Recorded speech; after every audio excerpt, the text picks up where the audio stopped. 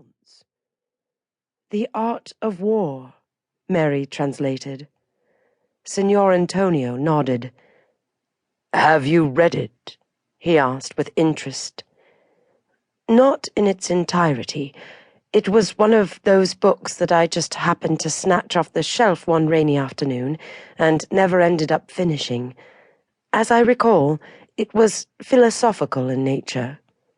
"Yes, in my opinion, it is the most impressive work on military strategy ever written." She considered this before saying, "Some might argue that Machiavelli's book, The Prince, is of greater value." Another book that you happened to browse through on a rainy day?" Mary couldn't help but smile, aware that she'd probably surprised him once again. The Prince was hardly the sort of book that most young ladies would ever bother reading. Perhaps they should, so they could enjoy more meaningful conversations with men. "Something like that," she admitted. She shrugged one shoulder.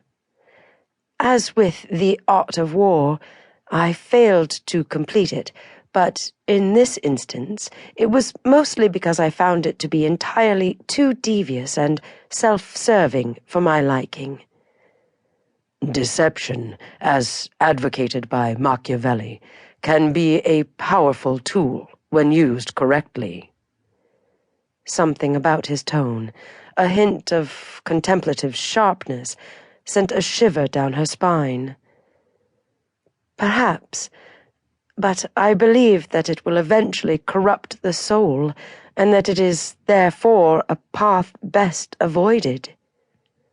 His hand tightened around hers, almost painfully so, and she instinctively drew back. Releasing her, he abruptly stood and stepped toward the lake, offering her his back while he stared out across the moonlit water. "Forgive me," he said when he faced her again after a long, drawn-out moment.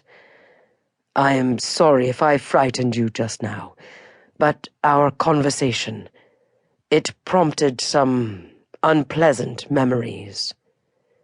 His confession surprised her. "I do not understand," she said. "And you never will," he told her grimly, "for you have not experienced the horrors of war. Nothing encourages a man to reveal his true nature quite as well as the possibility that he will not survive to live another day."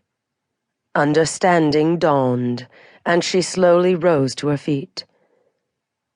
"You are a soldier," she whispered through the darkness. He hadn't read the books they'd been discussing for pleasure alone, but for a professional reason as well. "I used to be," he quietly murmured. Curious, she couldn't help but ask, "Did you kill anyone?" His eyes widened, and she pushed out a breath before lowering her gaze to the ground. "Of course you did. I was not trying to—" "It's all right." He waited for her to raise her head and look at him before saying, "Wars cost lives. There is no denying that. So yes, Lady Eleanor, I have killed." "And if you had not?"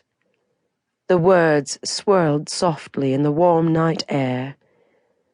"Then they would have killed me." Detecting the anguish behind his words, she felt her chest tighten around her heart, squeezing it until it ached.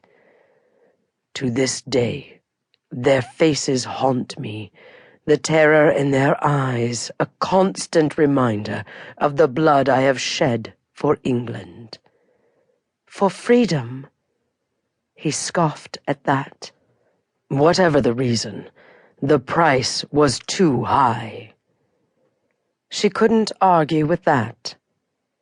"But surely you must have saved some lives as well." When he nodded, she reached for his hand and said, "Tell me about the people you rescued." Dipping his head, he closed his eyes, his bearing so still that she imagined he must